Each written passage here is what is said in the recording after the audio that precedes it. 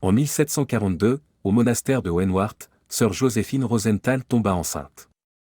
Le couvent était complètement isolé des villages environnants et après un examen, il fut déclaré qu'elle était vierge et, de fait, incapable de concevoir. Malgré cela, Joséphine porta l'enfant pendant 6 mois. À ce moment-là, son histoire était parvenue aux oreilles de l'abbé et elle fut présentée au conseil des bénédictins.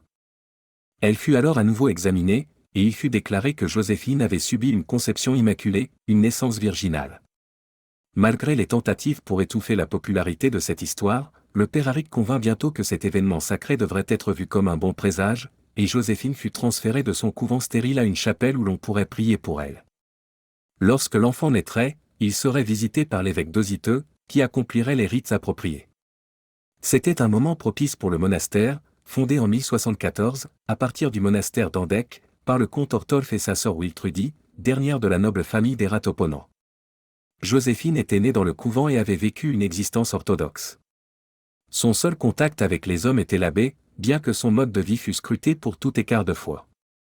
Joséphine accoucha d'une fille au 8e mois de sa grossesse.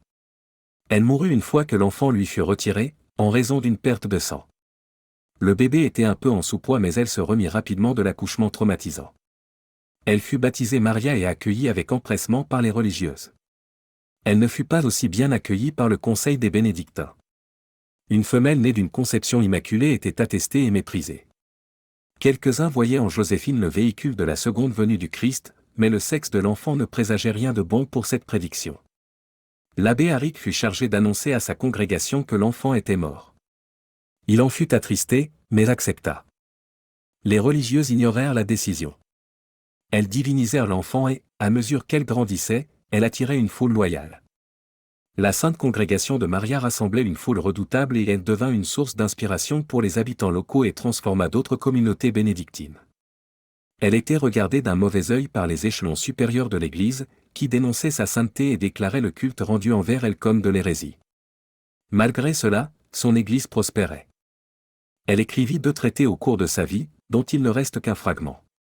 Il traitait du péché originel et de la condamnation de la femme. Elle plaida auprès de l'Église pour des révisions, mais ses paroles tombèrent dans l'oreille d'un sourd. Autour de son 33e anniversaire, Maria tomba malade. La maladie ne put être identifiée, et il fut convenu parmi ses adeptes que sa mort signifiait la seconde mort de la sainte progéniture.